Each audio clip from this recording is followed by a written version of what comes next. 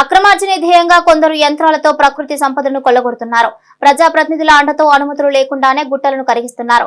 చందుర్తి మండలంలోని తిమ్మాపూర్ రెవెన్యూ పరిధిలో survey number 145లోని ప్రభుత్వ స్థలంలో సుమారు 361 ఎకరాల విస్తీర్ణంలో గుట్ట ఉంది.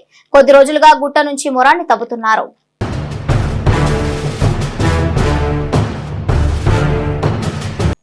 2 పొక్లైన్లు 10 టిప్పర్లుగా దందా యథేచ్ఛగా సాగుతోంది. గతంలో రాత్రిపూట దందా చేసే వ్యాపారులు పగటిపూటనే విచ్చలవిడిగా తరలిస్తున్నారు.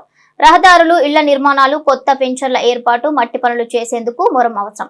ఒక్కో టిప్పర్కు 2500 పలుకుతోంది. అయితే సంపతనే గుట్ట నుంచి ప్రభుత్వానికి పైసా చెల్లించకుండానే తరలిస్తూ ప్రభుత్వ ఆదాయానికి గడ్డి కొడుతున్నారు. రెవెన్యూ, గనుల శాఖల మధ్య సమన్వయ లోపంతో అక్రమార్కులు రెచ్చిపోతున్నారు.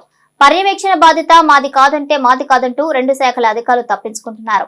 మరోవైపు అక్రమార్కులు గుట్ట నుంచి మట్టిని తవ్వి తరలిస్తుండగా ఖాళీ అయిన స్థలాన్ని కొందరు ఆక్రమించి చదును చేసి సాగు చేస్తున్నారు.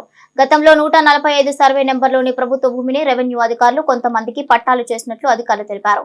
స్థానిక తహసీల్దార్ను వివరణ కోరగా ప్రభుత్వ భూముల నుండి అనుమతి లేకుండా మొరం తరలించే వారిపై కఠిన చర్యలు తీసుకుంటామని, అలాగే ప్రభుత్వ భూమిని ఆక్రమించి సాగు చేయడంపై పరిశీలిస్తామన్నారు.